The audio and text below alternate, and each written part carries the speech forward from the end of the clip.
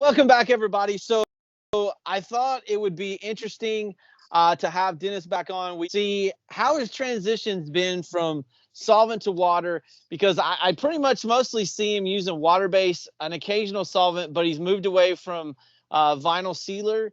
And so I thought it'd be interesting for him to talk about that, and then also to talk about um, what we see and why people are struggling with various products. And really, what I want to kind of talk about is the whole sanding aspect of it and what we Oh found with yeah. some of these sandpapers and a lot of this stuff on how to make this stuff look good. So, welcome back, Dennis. Eric, it's always a pleasure being back on the show with you. It's definitely been eye-opening and definitely been uh, a complete 360 from my solvent days, to say the least. To say the least. We talked on this briefly before. If anybody ever asked me 5 years ago if I'd be using water base, I'd be telling them no way. But fast forward a couple years later from our first show, from the first YouTube that we did, um, things have definitely changed in my shop, and things have changed for the better. Um, we went originally when I was doing the hybrid system, I was probably running still maybe 50, 60% solvent. We were running, the rest of it water. And now fast forward today, using probably closer to 95% water base and 5% solvent. Just the one of the biggest benefits that I've seen is just the durability of the water-based coating. The second is the odor of the coating, not having to deal with that. Uh, it's definitely changed complete dynamic of my business at 100%. Um, Vinyl sealer is still being used a little bit in the shop, mostly for spot touch-ups and repairs. Very little bit are we using on actual substrate underneath water-based coatings. Especially right now in the summertime, the weather's so nice and it dries so quickly that the water base, to me, just this high solid content of the water base, just for one, it allows me more real estate to be able to sand flat and not burn through. And to me, it just seems like it creates a much better substrate for the water based coatings that go over the top of them. Vinyl sealer still does work. We still use vinyl sealer. We use it for spot touching, repairing. It's still a staple that stays in the shop, but definitely have made the 100% water based revolution change. And I see the benefits in my business for sure. Yeah, absolutely. So, what do you think is the number one issue for guys going from solvent to water in terms of like for instance, like you take vinyl sealer, it lays down like pretty tight. You don't really have to do a lot of sanding to it. But Sure. the problem with it is it's really super low solid. So like when you're trying to get build on some of these substrates, you'd have to do like two or three, coats. Whereas with some of these water bases, we're doing one coat and it's like four coats of vinyl sealer. But so what do you Right. think though is like the struggle in the mind from someone trying to get away from vinyl sealer to a 2K water base? I think that if we want to talk about the struggle, I think the biggest struggle all comes down to substrate preparation.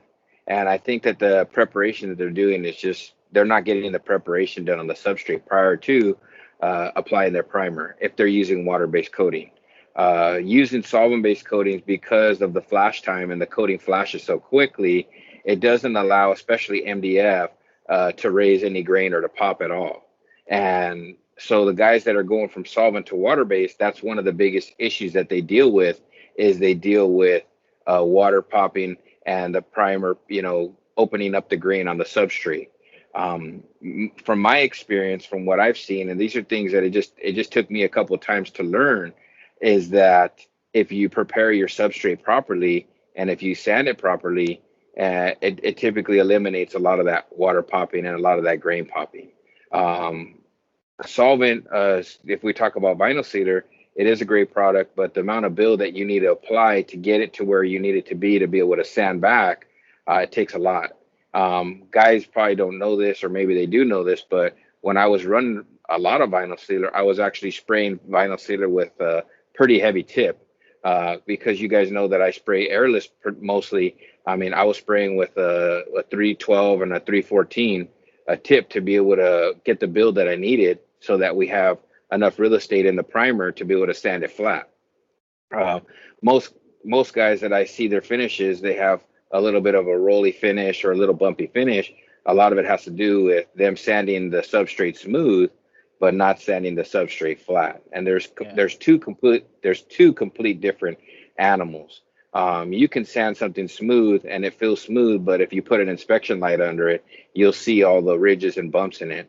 And for water-based coating to look really, really amazing, it needs to be sanded dead flat. So Yep. it all comes down to your wood preparation prior to applying your primer. So before, when I was running vinyl sealer, we were pretty much sanding if it was a hardwood oak or if it was maple or beech or any of those other type of hardwoods that we were painting. We would sand the substrate with 150 grit, maybe 180 grit, and then we'd be ready to go. On the MDF center panels, we were able to get away with scuffing everything with 220 grit and had no problems. You didn't have any grain pop or anything like that.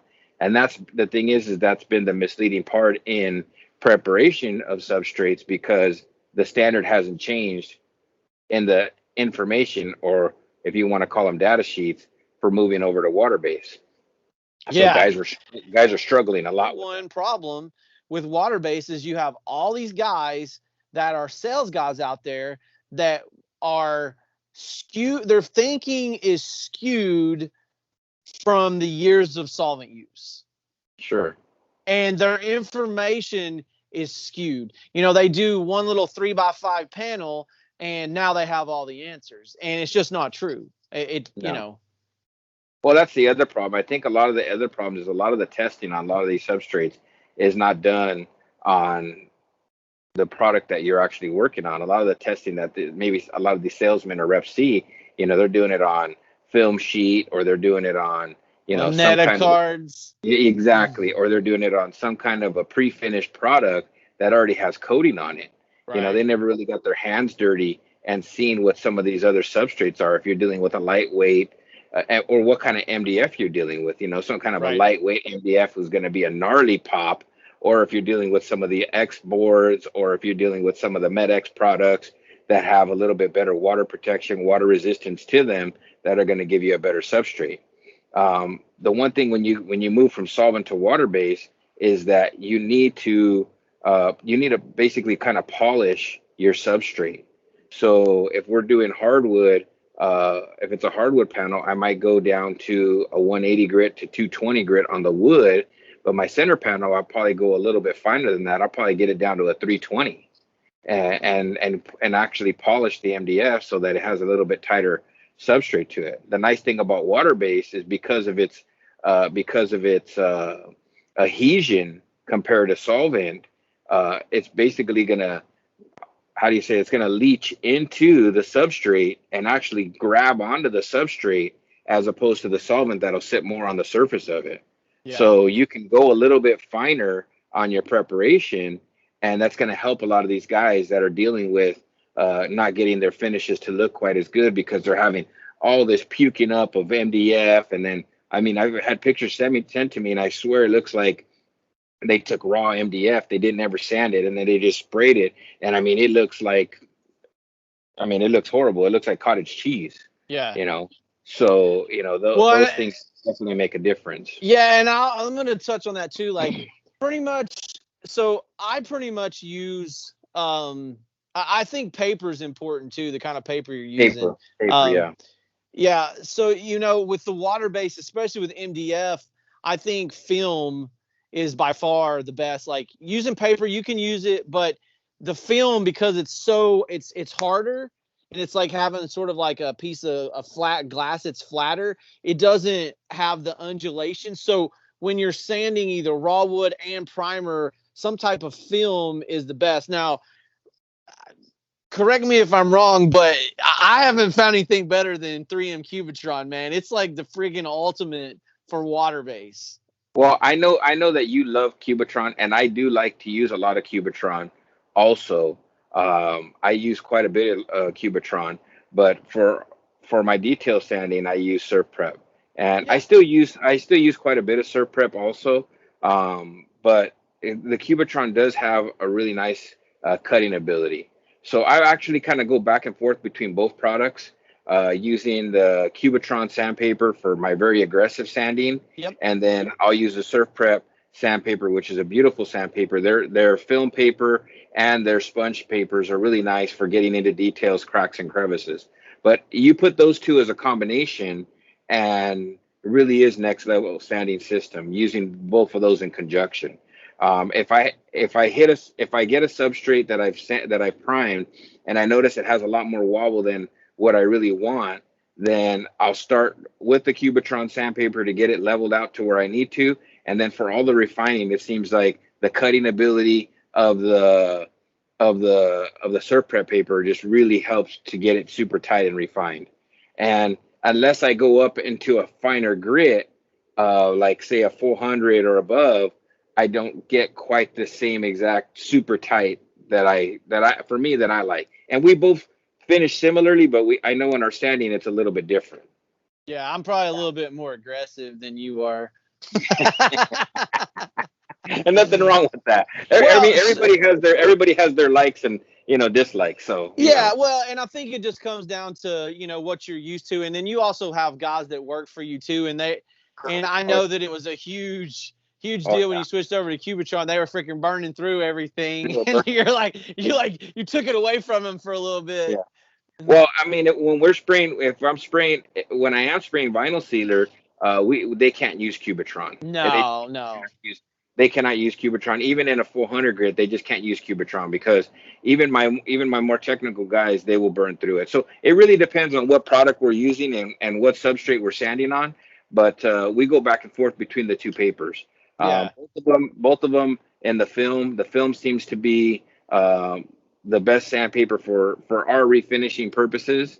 And I'm sure there's some other products that are really good, and I know you have a lot more information when it comes to those products than I do, but those seem to, for my finishing purpose, have been the best products. And those are the things I can tell guys. You got to kind of trial and error and play, because everybody has a little bit different hand in how they do their preparation and how they do their sanding and how they do their finishing.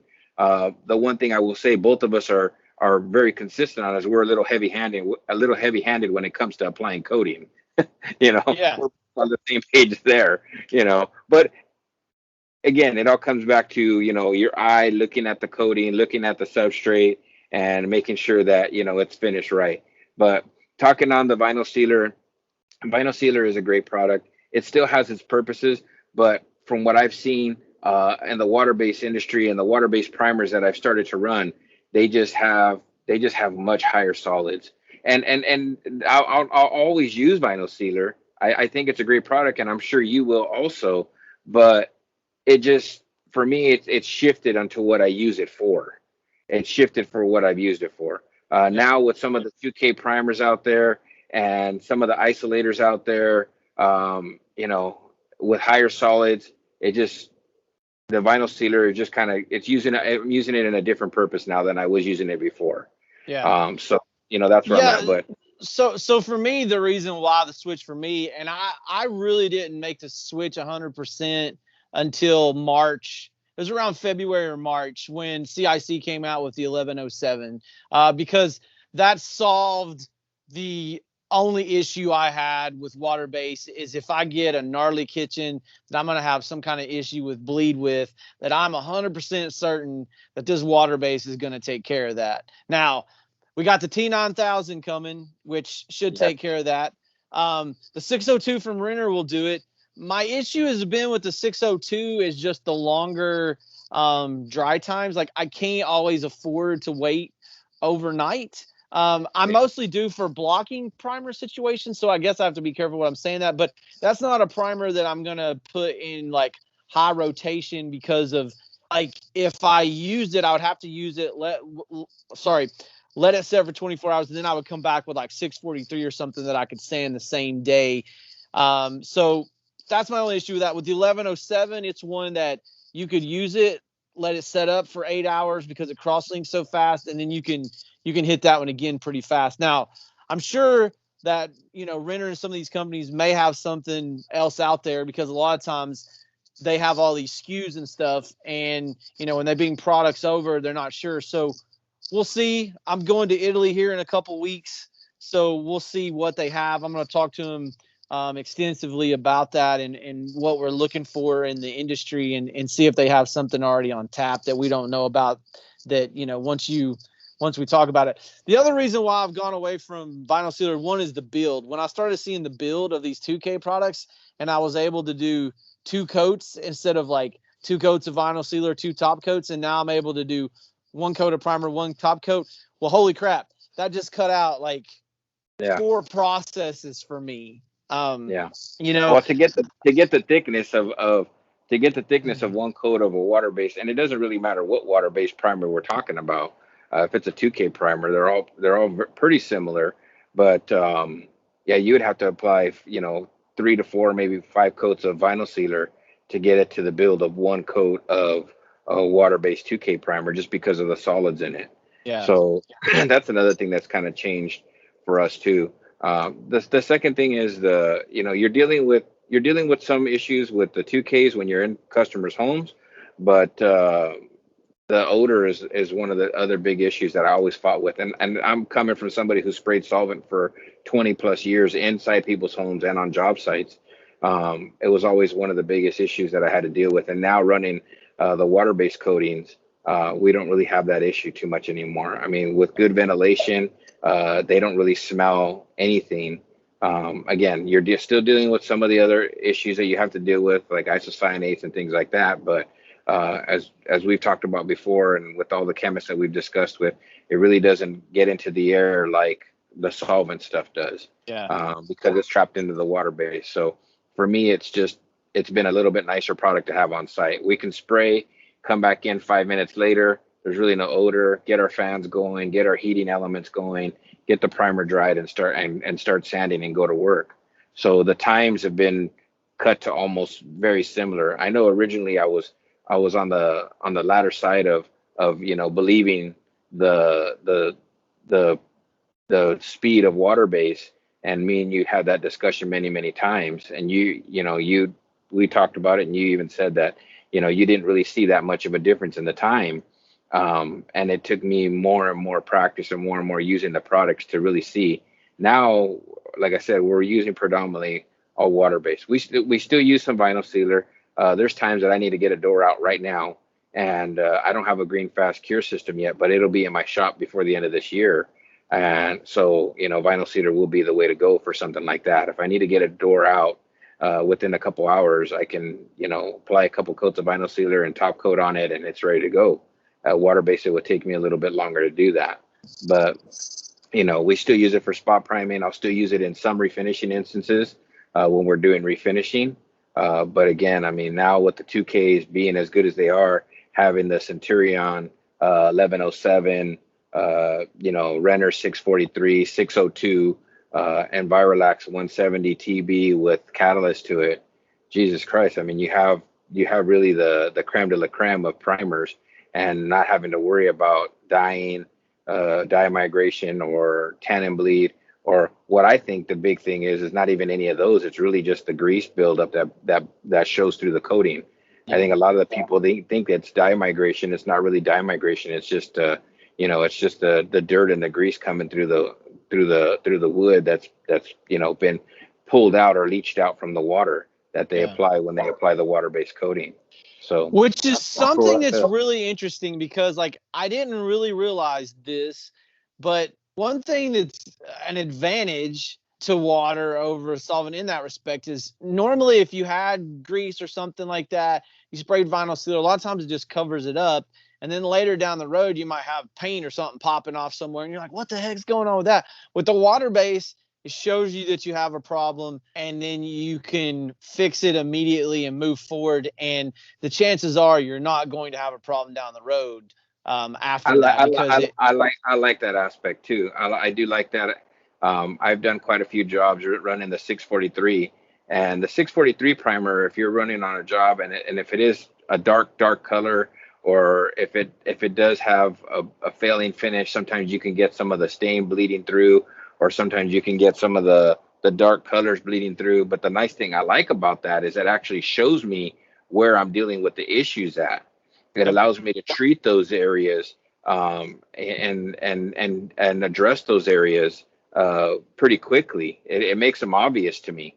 So in that sense, I don't really get nervous about it. It actually like makes it simple for me to be able to know, okay, now that area I got to take care of it this way. I got to treat it this way, or we're gonna have to address it. Or you can spray it, and if you see nothing come through, well, then you know that you did all your preparation and you're cleaning right, and then you're okay to move forward. But yeah, talking about the change, it's been definitely a huge change. My finishing level has gone to another level. Definitely gone to another level. The guy that I was 5 years ago can't touch the guy that I am today, and I'm nervous to see what it's going to be like 5 years from today.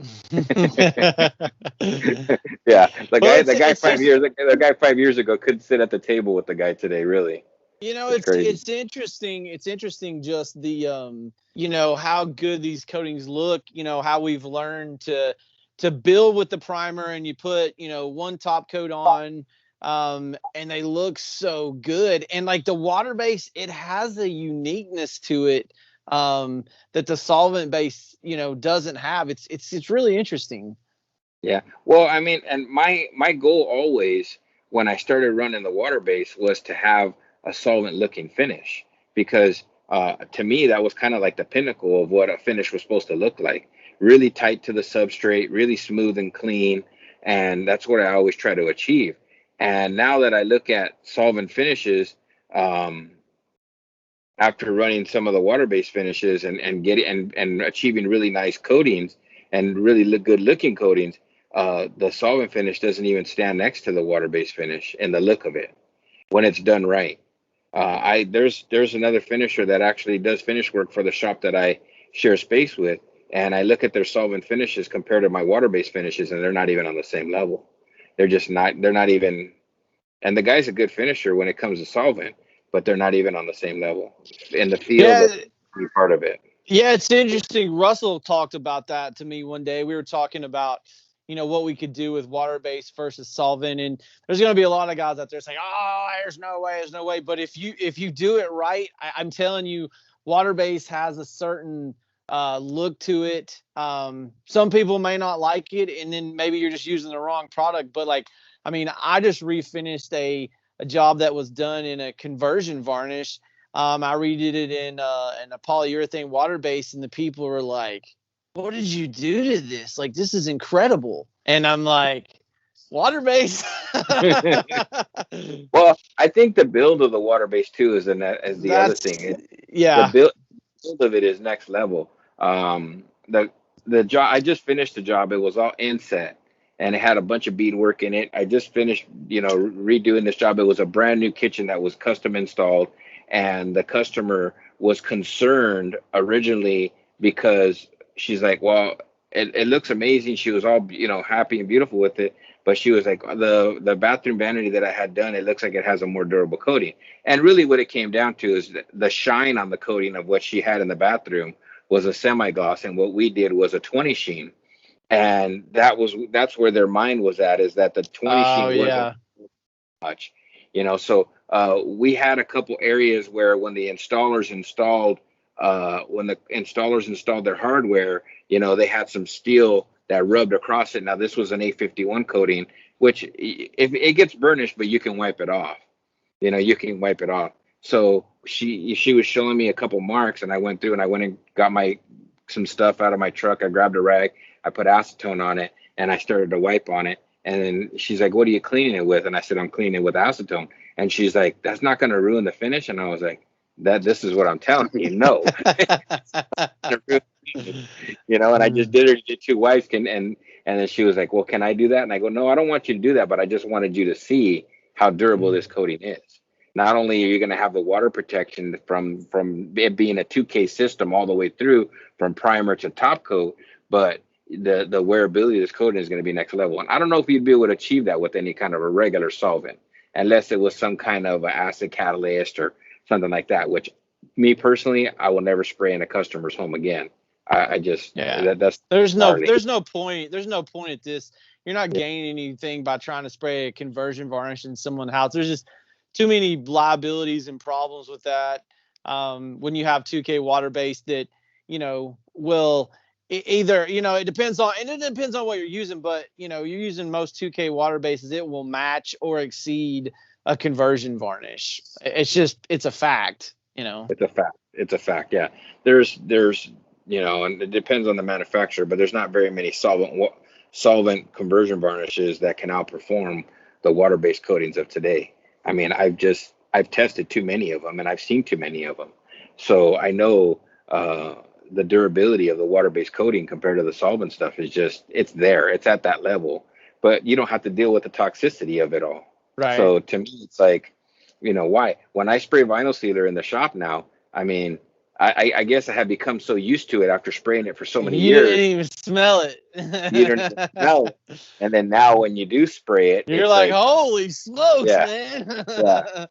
It's definitely you notice the difference. So, Yeah. but it's been a great train. It's been a great experience moving over to the water-based coating, and then also being able to, on my journey, be able to help people along and help them to move to the next level of, they're bringing their finishing level up also.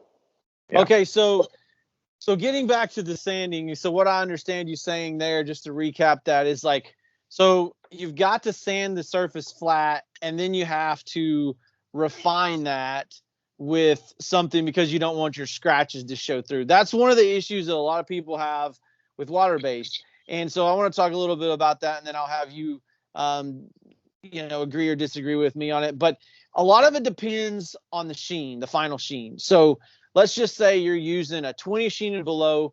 You could use 320 Cubitron, go straight to finish, and you'll be fine. Now, once you cross that threshold of 20 sheen, if I do that, you're going to see scratch marks in the top coat. And some are worse than others about telegraphing that through. So what you want to do at that point is what you were talking about earlier, is take a Surf Prep foams pad and like a fine or a very fine, and refine that 320 scratch up higher before you put your top coat on. And also what I hear you saying is like, if you do that refinement, you're seeing, even if you're doing a lower sheen, it'll give you a tighter looking finish anyway. Yeah, that's what I've noticed. That's what I've noticed. Typically, if we're running water base, uh, it just really depends on the job. But for most of my higher end jobs, or even for a personal homeowner, if I'm doing work for them, I'm running.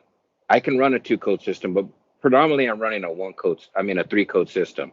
So two coats of primer and one top coat.